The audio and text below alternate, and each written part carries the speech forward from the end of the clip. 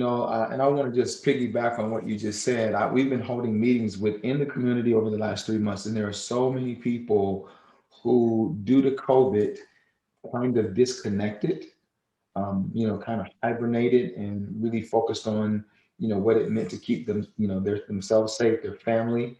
And so we have a lot of people that are coming out of, as you could say, hibernation, and they're asking, like, how do I connect with the community? What has happened? And so again, thank you for all of you who are here to connect, with the community. And so our track to run on today, we have our welcome and our introductions, a review of the People's Assembly, the process, beloved community. That's kind of like the goal. That's what we're shooting for. And then we've got a particular grounding exercise. And then we're going to have our breakout session that will last about an hour. And then we'll bring you back for some share outs and then some specific action items for you to actually do before we log off today. And so you'll go into your working groups and you'll look at your section of the Breathe Act and analyze your section through those specific questions that we will share. And then we'll have our announcements. So again, we've got, if you have any problems in terms of technology as you get into your breakout rooms and your working groups rather, then Sarah Gettle, she'll be glad to assist you. You can send her a message, private message, and she'll help you.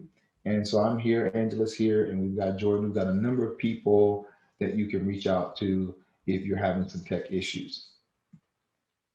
So again, let's just talk about this. Can I get one person to read this? What is a People's Assembly? You can take your computer or whatever off mute and just read this so we can all sit with it.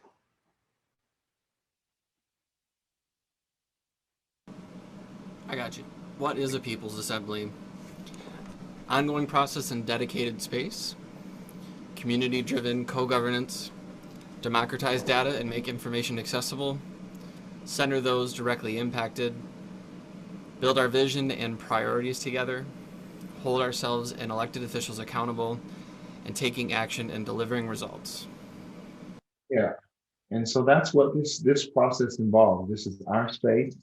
And again, it's not where the elected have the power, right? It's, the collective. The collective determines the points of interest. And so I like how, we don't just hold elected officials accountable, but we hold ourselves accountable.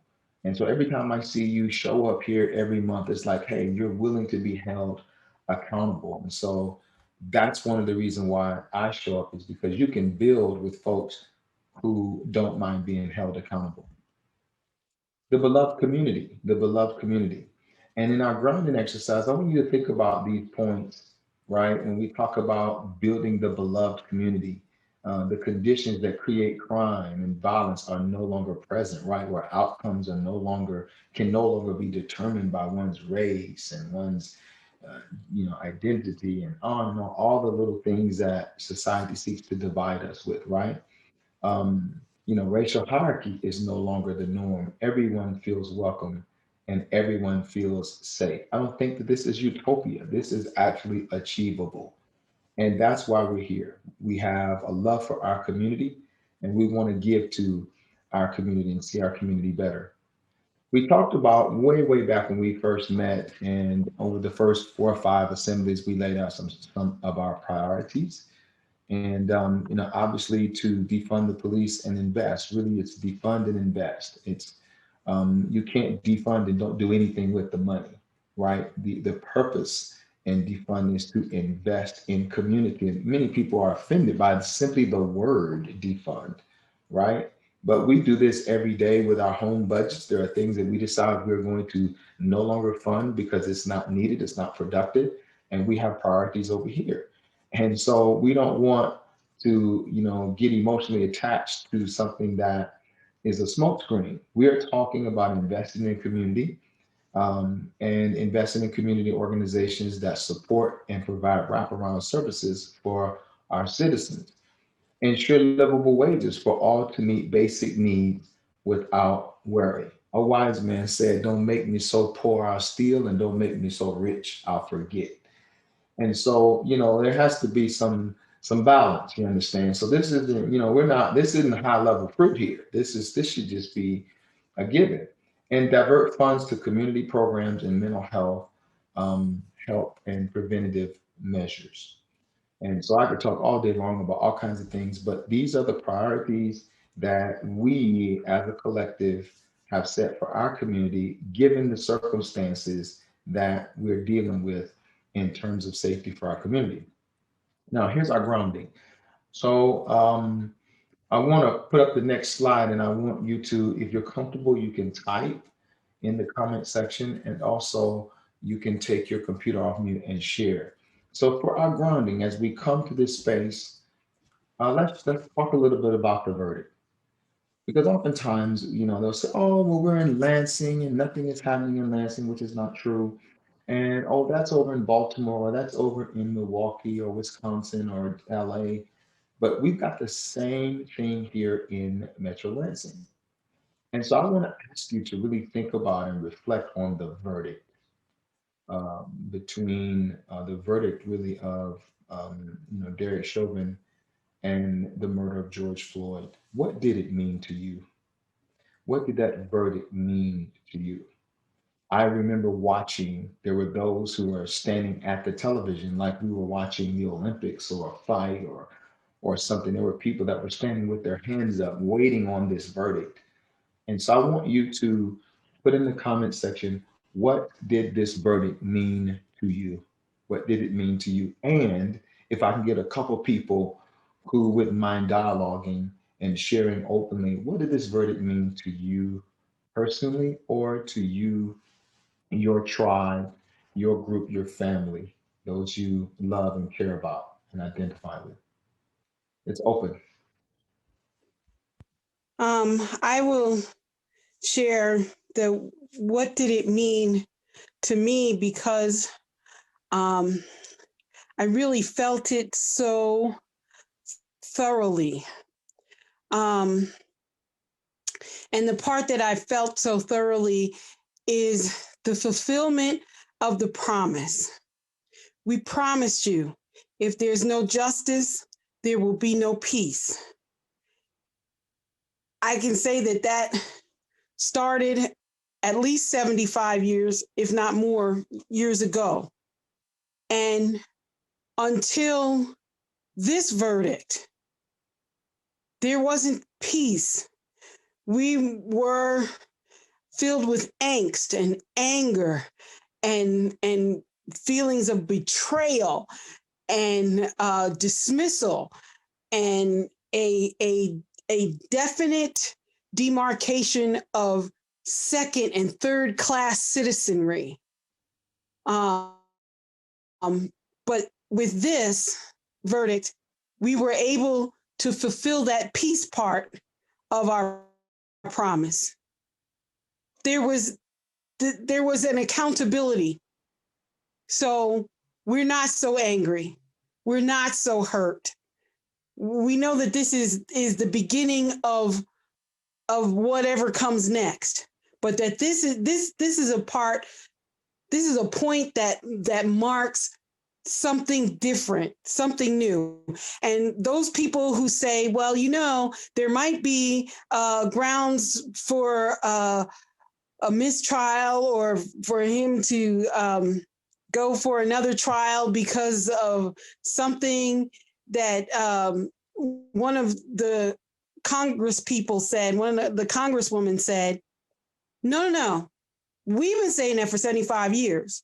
One person, that didn't mean it. If you only heard it this one time and we've been hollering out from our soul for 75 years, it's just an indicator of how problematic things were.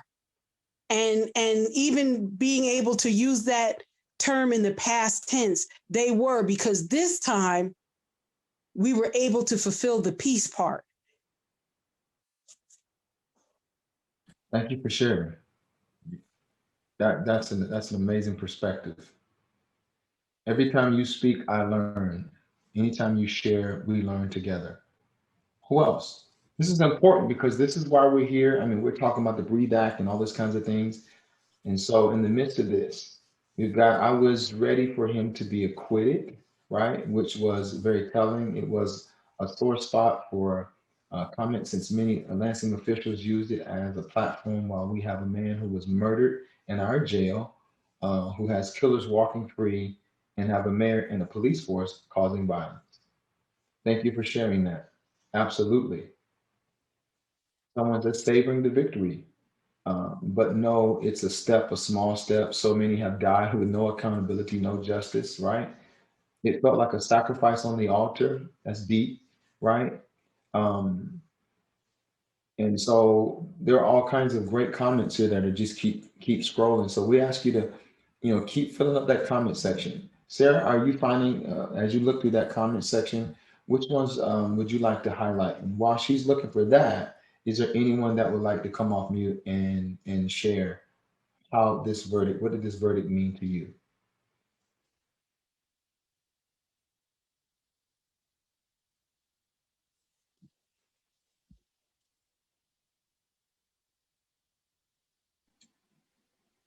Yeah, thanks folks for your comments. I'm seeing reflections as well on the timing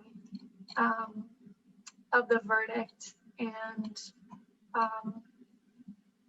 Micaiah being murdered just minutes before. Also naming Dante Wright.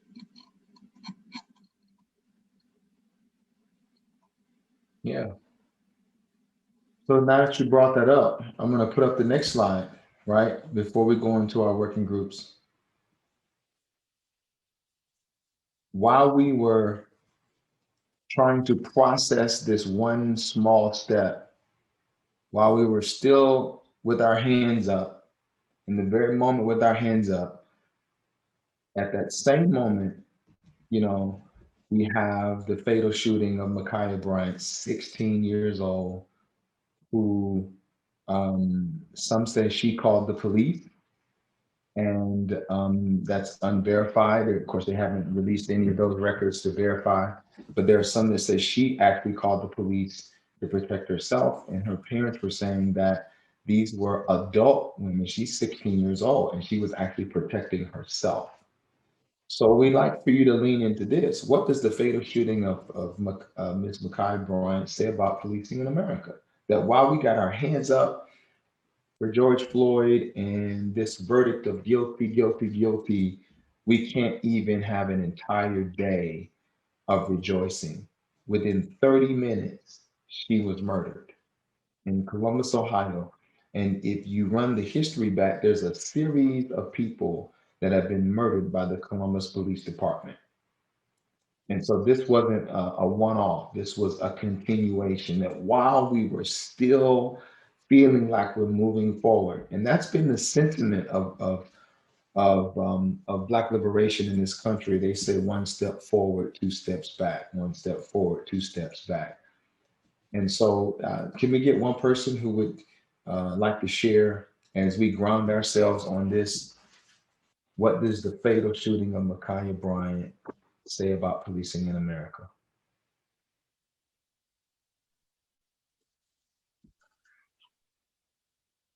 I keep thinking about how when I was in high school, I had to barricade myself in a room because my brother was trying to stab me with a knife. When I called the police, they arrived and said they couldn't do anything because they didn't catch him doing anything. And I just keep thinking about that because the situation could have been de-escalated, but they just murdered her. They just murdered her because they don't protect people of color, and they don't protect anybody except mostly white men with land and property in general, and white people in general. But like, not every time, even there, it's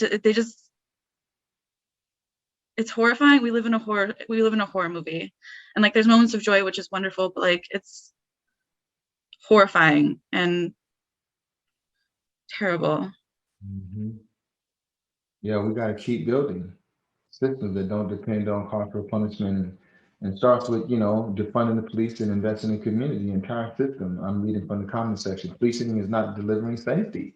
I mean, clearly, but more harm. We must develop other options. Micaiah needed help. She was in the foster care system. That doesn't mean that she was broken. That doesn't mean that she was a bad person, right? At all. Doesn't mean that she deserved to die. Doesn't mean that she was violent. It means none of those things.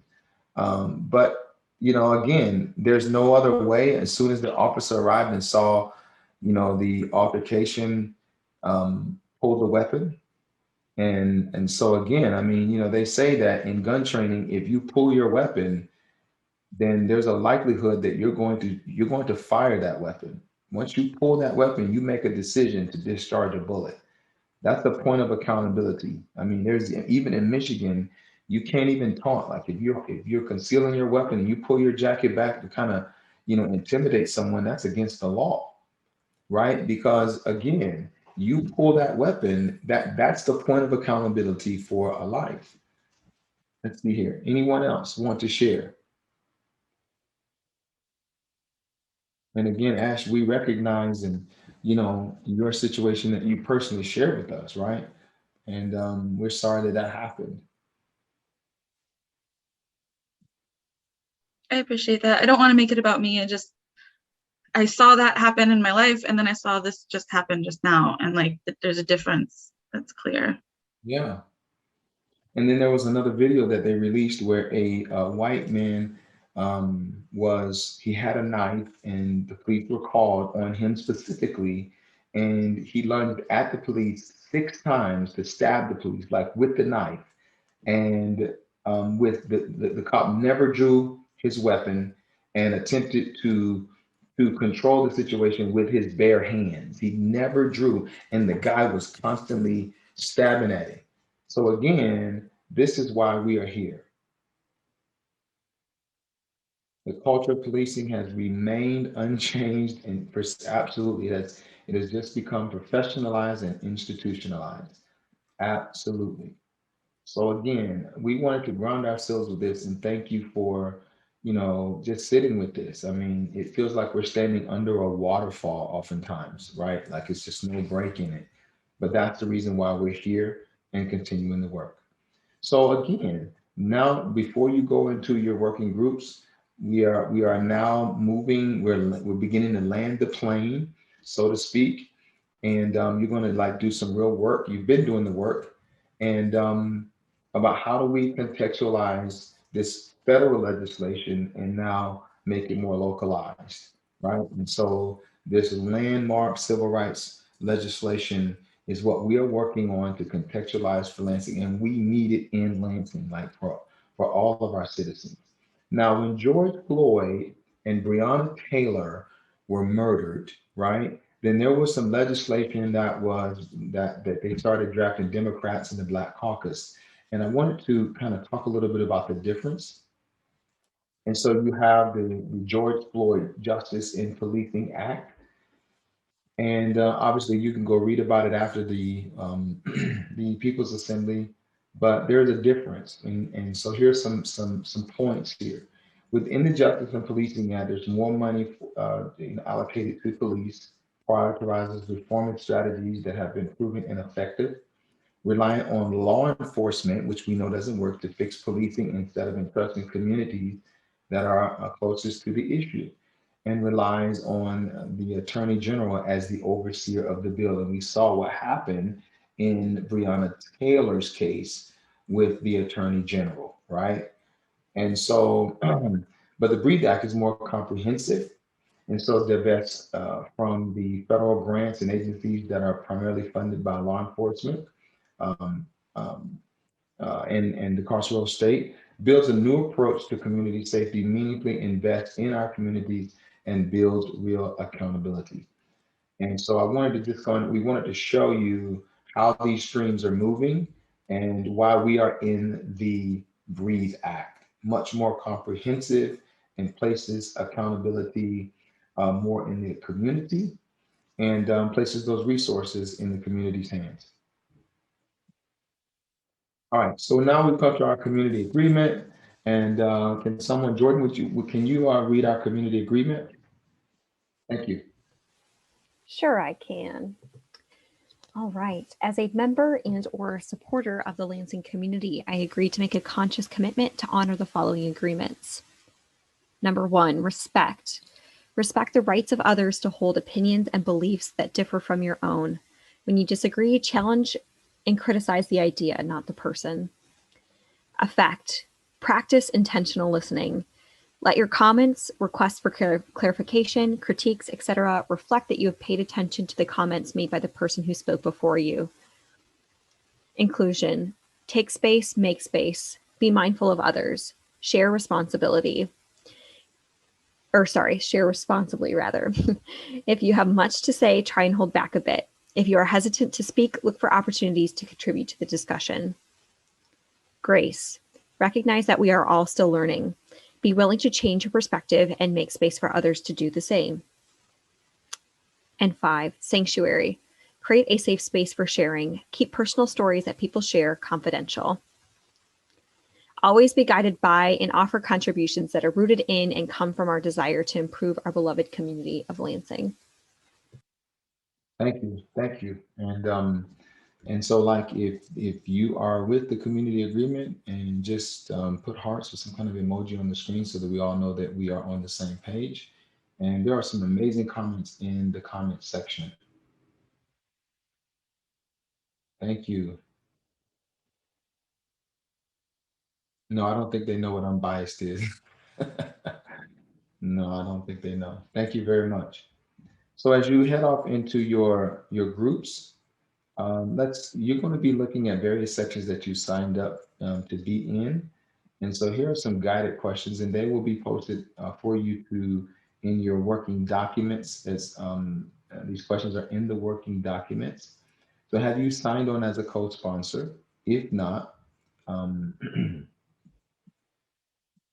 if not, what would need to happen for you to sign on and take this to your network? I think that's a great kind of point of reflection, and would, cause you to think about a strategy and the people that, are in your network. Would you be interested in volunteering for a texting campaign, phone banking, and canvassing as we move forward? And there's a way for you to indicate that in the working document.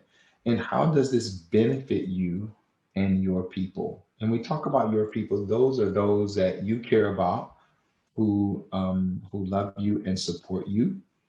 And so some people say your tribe. But again, those questions are in the working document. How does this benefit you and your people? Number 3, in this section you're reviewing, where do you see opportunities to leverage support with potential partners, community members, etc.? And where do you anticipate resistance? Now, the point here is that you all will come back with this data, these, some results, right, as you answer these questions. And that will help us to continue to strategize on how we build coalition and build power and move this forward, and, other initiatives, other pieces of legislation. So Sarah, I'm going to ask you, you got any questions of clarification about the document and all those kinds of things? Yeah, thanks, Mordecai. In the chat for folks, I added the link to the working group documents. So that's the same folder that we've shared before.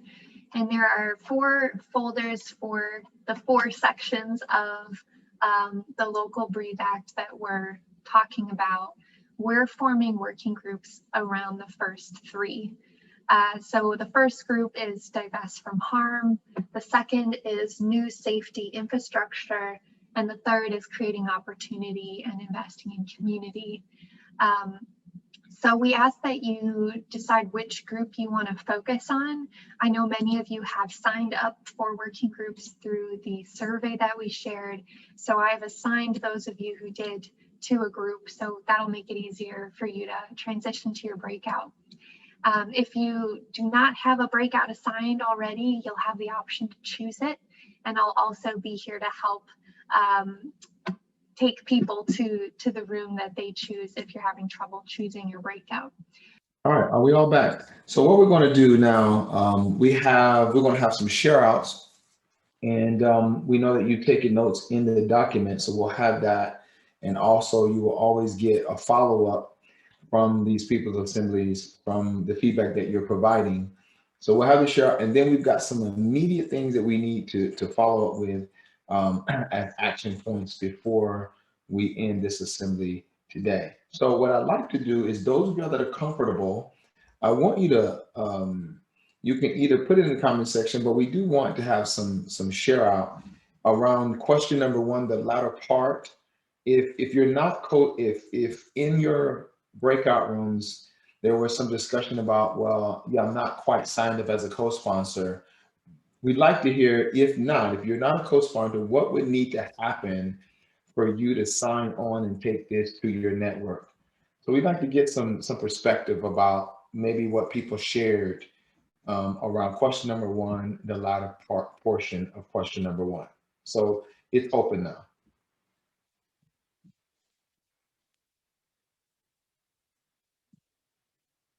Go ahead.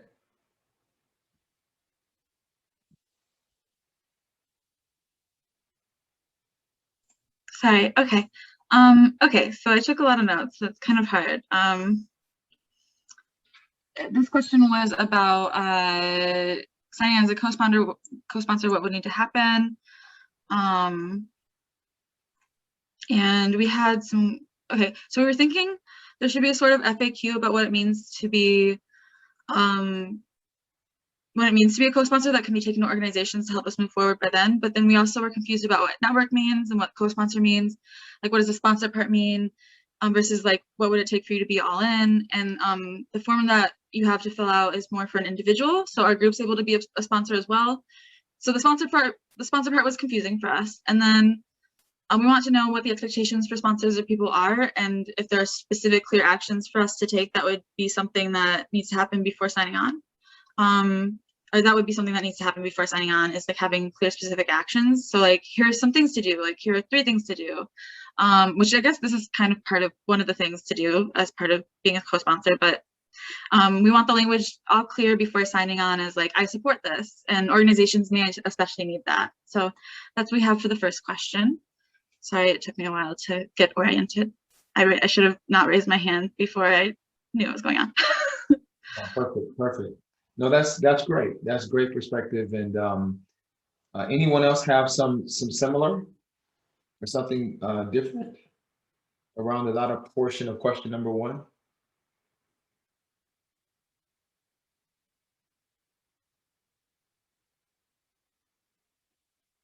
All right, let's go to question 2. Question 2. How does this benefit you and those that you love and support you, et cetera, et cetera? How does this benefit you and your people? Who wants to take a stab at that and share?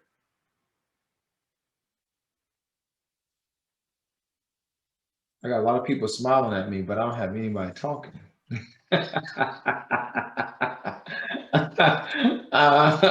Your smiles are wonderful. I just want to hear some voices. Who would like to take a stab at it? Go ahead, Ash. Hi, howdy. One thing I thought about a lot was that I know a lot of my fellow queer people cannot really feel like they can't trust the police to be there for them and to, you know, actually help them without resorting to violence. And I was thinking that it would really be helpful to have alternatives to police that hopefully are more open-minded and queer friendly and can address our needs and recognize our needs better than police can. That's good. That's good. Thank you for sharing. I can talk again. Okay.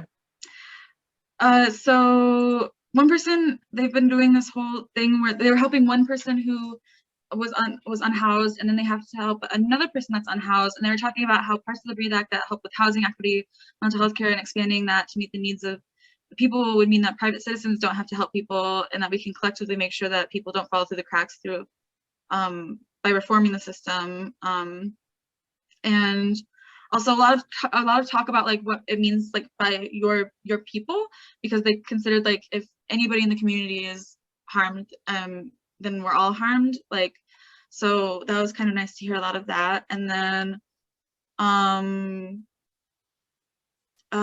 we talked about not just surviving but thriving, and if the government would provide more services, or if the government would fund nonprofits to provide more services, then the nonprofits could start doing other things too, and like not just focus on like basic survival needs, like more about like maybe wealth building and stuff like that. And so there's a lot of talk about like the government doing things versus nonprofits doing things, and just like funding nonprofits because they are closer to the community, and trusting the people in the community to know like what's good for us, so like the nonprofits and stuff, and also that the government doesn't have to be a failure, that we could make the government better, but for right now as it is, like it seems like the best idea is funding through grants and stuff like that.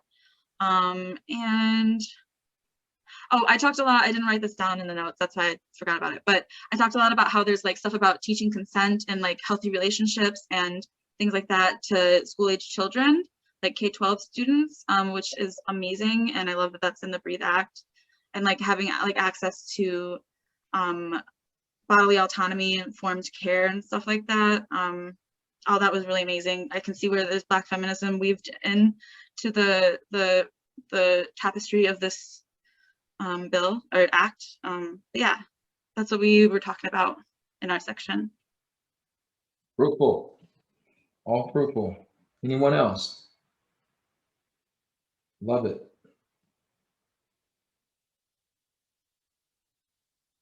How does this benefit? How does this benefit? Because as a sponsor, and Angela, could you talk a little bit about when, they were talking about, what does it mean to be a sponsor?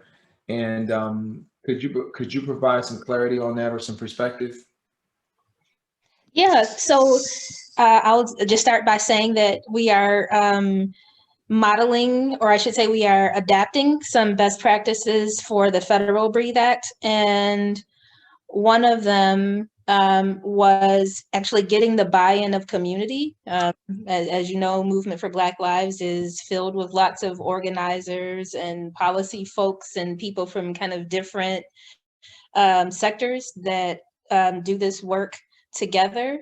So one of the communication strategies in conjunction with electoral justice, so like all of the folks kind of coming together, is how do we actually build the public will first, so that when we take it to legislators, when we take it to folks who actually can sign on as legislative sponsors, that they already know that they have the community behind them. So that's why we want to do the community co-sponsorship first. And that's really what it means, is that you're willing to put your name on this, that you might be willing to advocate. It's not mandatory. You can sign on and keep it pushing, share it on social media. And that's really the extent of co-sponsorship, is being willing to lend your name as an individual, to lend your organization if you are in a position to make that commitment on behalf of your organization. So that's what it really means in terms of the community co-sponsorship. We do have community champions who have signed on at the state level as well as at the federal level, and we haven't quite built that infrastructure for Lansing yet. So at this stage, we're really just wanting people who have been involved in building the Breathe Act to be the first co-sponsors of it. And if you are in an organization or you are working on any of these specific issue areas, then we can definitely have conversations about what it might look like for you and your organization to be a community champion for Breathe Act in Lansing. Is that helpful? Did that get there? So it can mean as little as clicking this button and signing your name, or it could be as much as getting out there and advocating for one of the issues, or, really taking on a more active role in moving towards action. That's good. We're getting head nods and thumbs up. Okay. All right. And we're going to actually ask you to do something if you want to be a co-sponsor here in a couple of minutes. But before we do that, the third question in this section that you are reviewing, what do you see, where do you see opportunities to leverage support with potential partners, customers? Who wants to take a stab at that?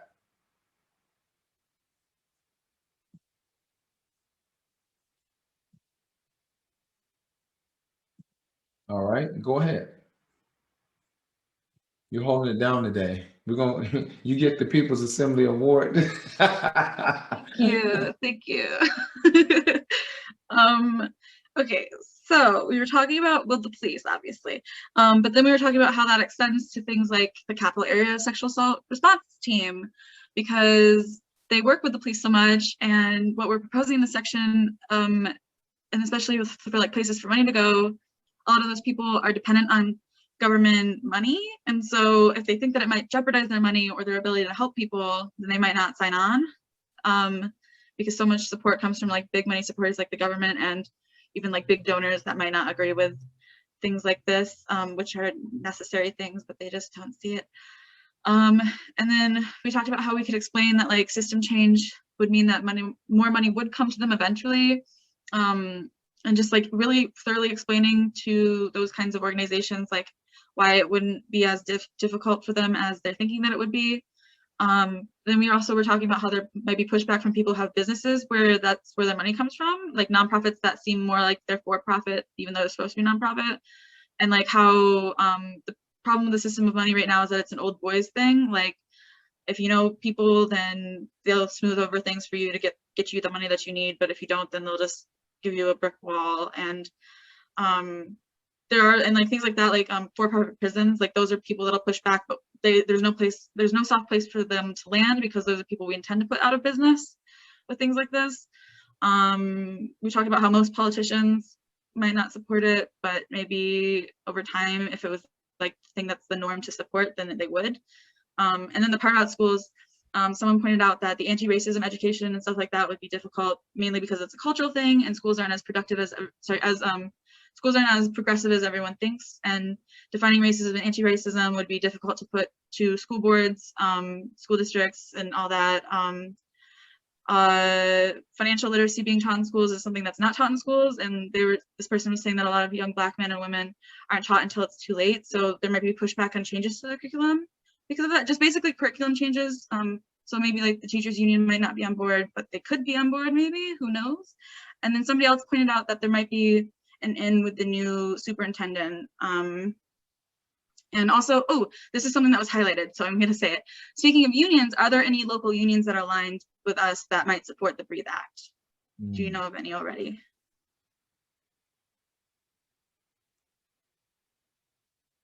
Good. Anybody know?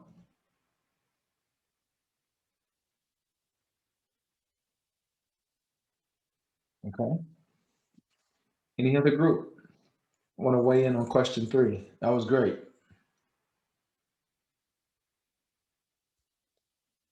We had a potential co-sponsor about 3 months ago that we had forming, Power and Coalition, and we had drafted a letter of support, all this kind of stuff.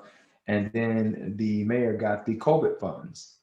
And this particular person that was we were building this coalition, right? And ended up getting some COVID funds from the mayor. And so we decided, well, hey, let's just check in with this person to make sure that they still want to co-sponsor. And based upon, the funds that they received from the mayor, the COVID relief fund. And they said no. And it was that one check that was written, to this business that they backed out of being a co-sponsor. It took one contribution, right? And they backed out, which was very disappointing. But again, that's the nature of the beast that we're dealing with, right? And so there's resistance that when we're in an election year, people will give out favors, and which will shift folks' alliance. So again, this is very important. Anybody else have any perspective that you would like to provide? We know it's in the document, and we know that question number, whatever it is, 2-1A, obviously you'll be unpacked it. But question 3, what resistance? Anyone else?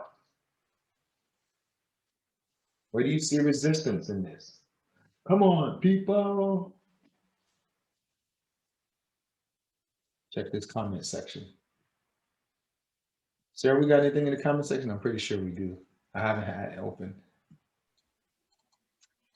Encouragement and reactions to what you just shared. Gray also mentioned in a capitalist system, most things have a price. So yeah, we're listening. Yep.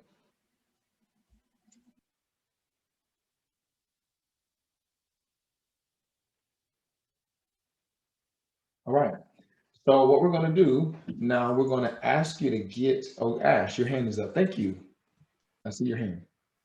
Yeah, I was gonna say in terms of opposition to this, one thing I was thinking of a lot is police unions. Somebody in my group talked more about this and mentioned how, I don't remember names, I don't remember who said this. I have like 2 brain cells, but somebody in my breakout room talked a little more about this too, about how the police unions in, for example, Lansing are like basically have more authority than the city itself in terms of like determining who does police oversight. And I can bet that police unions aren't going to be happy about wanting to divest from them and replace them with better alternatives. So we're going to need to figure out a way to deal with them somehow. Yeah. If I may, that was me. This is Kathy. I kind of given an overview about my frustration in that the city charter does give oversight to civilians in both the police and fire board in disciplinary measures taken against officers and firefighters, and yet the board of commissioners for the police, they're not interested in that. And the fire board, when they did show interest in that, they were told this isn't your place. And this is outside your bailiwick, and this is not, you're not here for administrative oversight. And they pointed out the place in the charter where this actually is. And then it came back and they were told that the courts have ruled, and I researched this, and they have. The courts have ruled that a collectively bargained union contract supersedes local charter. Local ordinance. And so my pushback to that was, well, the next time the police union contract opens, we don't close it until we get rid of that loophole. And what we've faced in the past, when that's happened, like the first, and I'll give you an example, like several years ago when we first passed this millage that's for police, fire, and roads. We did that during the recession to get more money for, we didn't have revenue, everything had gone down. And it didn't pass the first time. The community didn't pass it. And the police basically stopped and let crap happen. And they let crime fester. And they went to these neighborhood meetings and said, we can't do anything to help you, there's not enough money. And that's what put the pressure on the community to approve the millage, because they basically backed out of their role to create a scenario that caused more fear. And that's what motivated folks to pass the millage. So I anticipate the same type of reaction to something like this, where we push against that loophole in the contract, which really isn't a loophole. It's more like they built a wall and we have to tear the wall down. Yeah. But that's the power of the union. And it's unfortunate. And yeah, we did discuss that in our little breakout group. That's powerful. Thank you. Thank you for sharing. Anyone else? Again, every time you share, we all learn together. I do want to respond to that, because although that is the truth, the power of the police union has always been that you watch and see what happens when we're not there. But the power we're building today is that we don't have to be afraid of that, because we've been learning to police ourselves. We will be able to communicate to our community, don't go buck wild because these police are all going to quit because we're not going to sign that contract. We're not afraid of them. We're not going to give them a millage. And we are at that precipice where we can shift the power. And knowing, you know, however much time we have until their next contract is up, that's what we do, is prepare ourselves and get ready so that it doesn't have to be the same, you know, very unequal power struggle. This is our opportunity to do the work that makes us not afraid of their threat of, you know, no police. That's good. And again, it speaks to the power of the collective, and we have to do this together. We got to build collective power. You know, and so this is the reason why, you know, we're all here today, because we all have influence. And again, you can't move a mountain if you don't have a gang of people who are pushing in the same direction and are committed. And so this sponsor and co-sponsorship is huge. So again, thank you for sharing. Anybody else? We've got a couple minutes before our time is up, and you're filling up the comment section as well. They're going to take and copy and paste this into the comment section for you to react to and act. And so again, send this to 5 people and let us know when you're done. I'm on a call about the Lansing Breathe Act and just committed to sharing about it with friends. It's a new bill written with, and you can read it, and the link is there. So if you are a co-sponsor, please take, and it's in the comment section right now, and text that to 5 people. If you could do that, give me a thumbs up if you want to co-sponsor and start pushing out this, so we can inform and envision, you know, those that don't know anything about the Breathe Act and its power. Thank you. Thumbs up, thumbs up. Thank you very much. Thank you, thank you. That's in the comment section. You can copy and paste it. The other action, immediate action, is please save the date for the next People's Assembly on May 29th through the 4th. We're coming to an end, and this will be the last portion of Breathe. And so we want to look at the budget, the budgetary process, and the funding. So that'll be one of our final conversations on the Breathe Act, and then we'll move to a whole nother phase of moving this forward. Now, so save May 29th. The next one is, please, you can pull out your phone, turn on your camera, and become a community co-sponsor to the Breathe Act. And so I'm going to leave this up for you to take out your phone. So you can be a co-sponsor on the state level. So again, please join the family. Join the family. Pull out your phone, turn on the camera, and put it right up to the screen. And the website will pop up with the link so that you can become a co-sponsor, an individual or through your organization.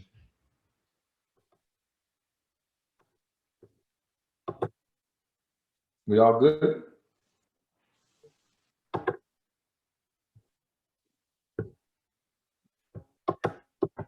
All you got to do is turn your phone on, turn the, you might have some settings that you might have to fool with, but Sarah has also put the link in the comment section if you're having issues with that as well.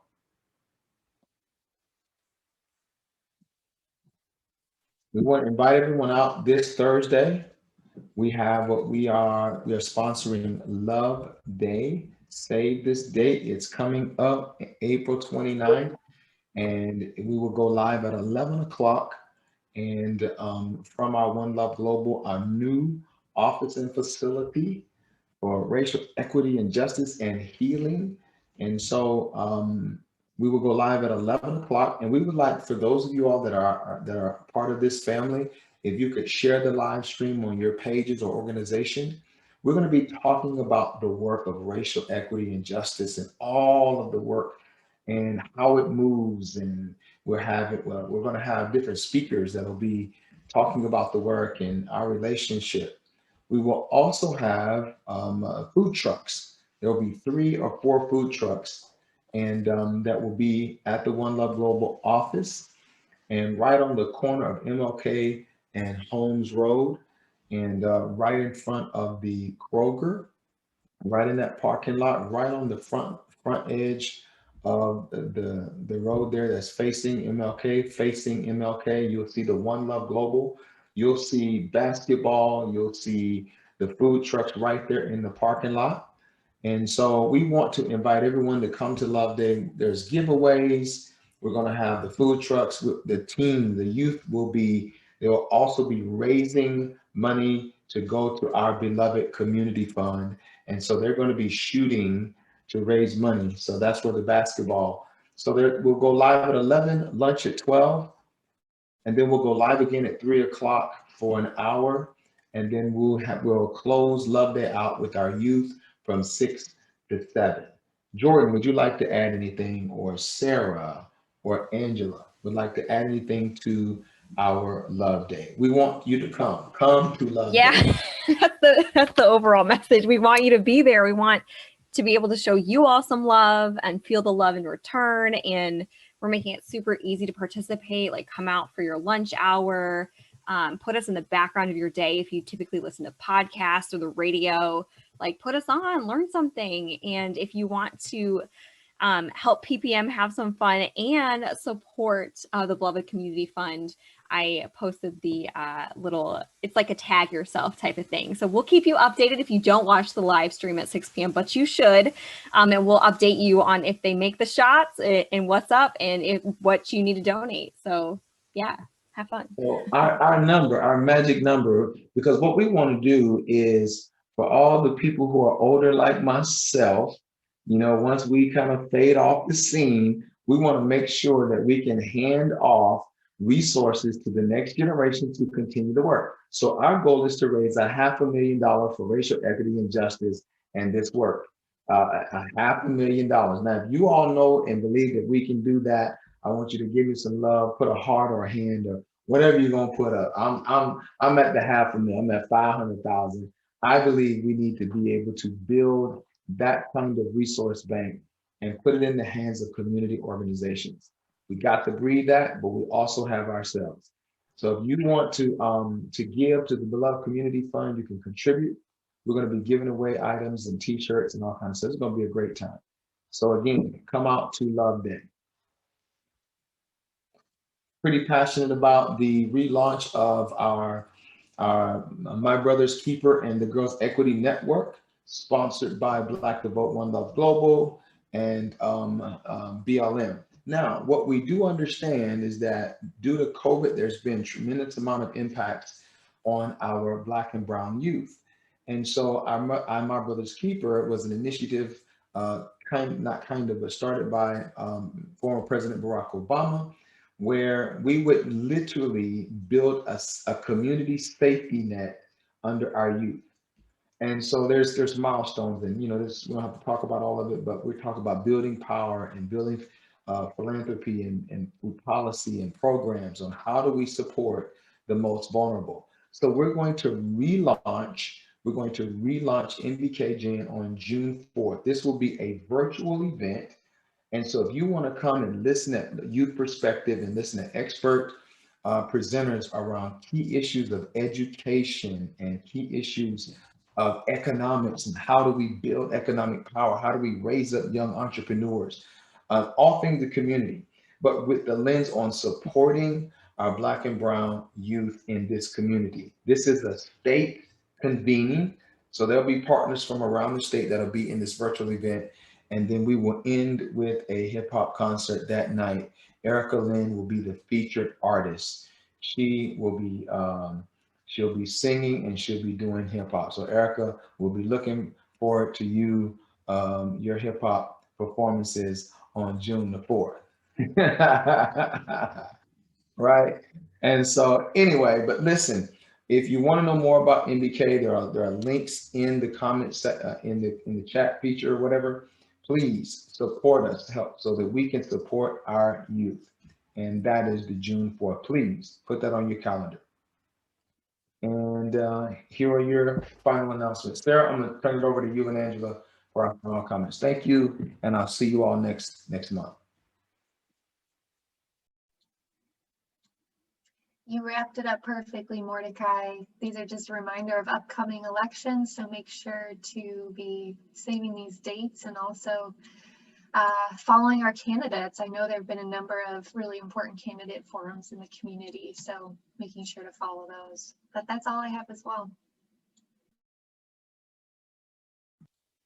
Angela? Oh, I was just typing in the chat that hopefully we'll see everyone next on Thursday, May 6th at 6 p.m. for the next BLM candidate forum. It's the first official forum because the filing deadline passed. So we know who our candidates are. And so we will have the first official forum for those candidates that have filed.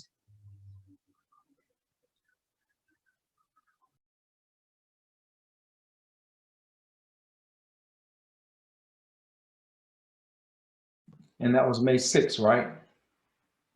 Yes, Thursday, May 6th. Yep. 6 All p.m. right. So again, this is May 6th. So these are all your save the dates. And then your last, if you want to be a part of Liberation Policy Action Center, you can again, the QR code, pull out your phone, turn on your camera, and you can scan. So thank you all. We are past our time by 7 minutes. Have a wonderful Saturday, everyone, and look forward and seeing you on Thursday and throughout the next couple of weeks. See you soon.